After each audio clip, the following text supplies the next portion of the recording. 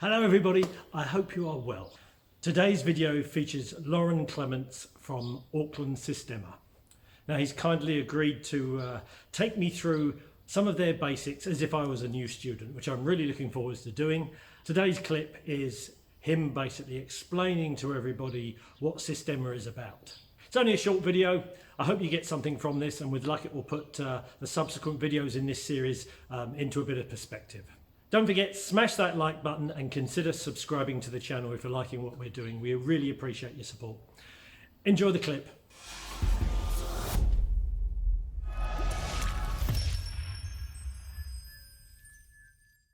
Hi there, my name is Lauren Clements. I'm the Chief Instructor down at Systema Auckland here in New Zealand. I'll just read a quick quote here from one of our teachers, Konstantin Komarov. So what he says is, just as water fails to stay inside a sieve, people exhaust themselves for nothing, trying to develop skills that just can't stay in an unprepared body. It's a pretty classic thing for humans. We love complexity. We love to layer and stack and whatnot, but we often forget about what the foundation underneath that is. So we'll get right into it here. I'll just cover off the 4 pillars for you. Breathing. It needs to be consistent. Okay, we should find that in everyday life. That's for me when I was a police officer. I was often finding out on the street when I would see something across the road happening, the moment that I was stepping into the street, I was starting to hold my breath. That took time for me to start to unravel. First, I had to identify that it was happening, but over time, I was able to start to clear that out, and I was finding that when I got across the street to deal with whatever I was dealing with, I was in a better position to do that because I hadn't stressed my body out. Your breathing needs to be nice and smooth. We're always looking for gaps in Systema, whether it be in your thought processes, in your breathing, in your movement. Where are the gaps? No gaps, no seams, just smooth, effortless. And I'll put that in quotes too, because there's a long road to get towards effortless. But that's what we're kind of looking for here, okay? With movement, again, you're always moving here. Even if I'm standing here, ideally, look, I should be a bit of shift. I shouldn't just plunk myself in one spot. I'm always shifting my weight a little bit. And that's just a preparedness in movement. Movement we're looking for is nice and smooth. And that's not to say that it can't be short and sharp when it needs to be. With Systema, oftentimes we're thinking about big ideas. We want to have these big spaces to explore, to add in different things, try different things out. But over time, all that starts shrinking down.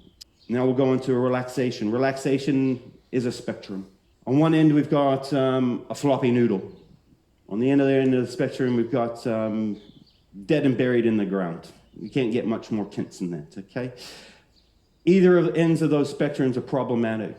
It is good to explore, except for obviously the being dead part of the spectrum, but we need to start to understand extreme tension in ourselves and head for extreme relaxation. We tend to focus a lot on relaxation in Systema because tension is something that manifests all the time within us. We're always facing tension. We're always developing tension without ourselves even knowing it.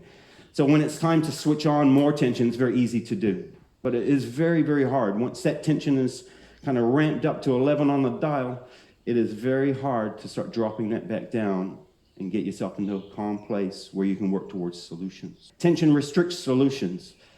Okay, we should try to figure out ways how we can breathe, move, and relax. They're going to start to free ourselves from the shackles of that tension. So it's a management system. The objective being, over time, we've got those 2 ends of that spectrum. We should be able to sit on that spectrum and float back and forth as we need it for whatever the situation is that we're dealing with.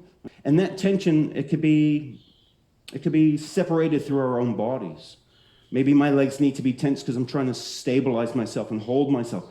That doesn't mean that the top of my body, it has to be locked into that process too.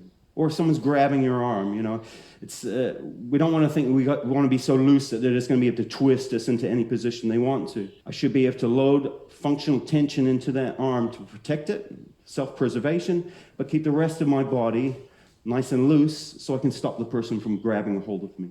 Form is I save it for last because it is a very difficult principle to get over ideas for. So we always hear about staying nice and upright as you're moving. Chest is up and open, shoulders are dropped back, everything is hanging. You're imagining your shoulders are like a clothes hanger in the closet, and the rest of your body is just hanging off.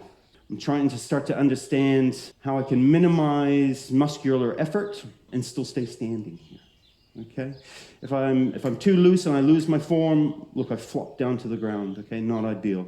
But if I start to soften my body up a little bit, I should be able to stand in one spot. When we used to have to do scene guard duty, standing outside the U.S. consulate for 6 hours at a time. It's like, how do you do that task? It's a simple task, standing, without showing that you're under stress, presenting yourself with spirit. Okay, that's another form that we're looking at. How do you hold spirit in yourself? But without my body going into DTs because it's struggling because I'm putting so much muscular effort into the simple idea of standing. The tricky part with form is we've got these ideas of holding form, standing up, but what happens with our form when we're laying down on the ground or in a grapple or doing some ground fighting? Some people think of it as fullness. Your body is full, you're aware of your body. You're feeling freedom, you're staying away from restriction.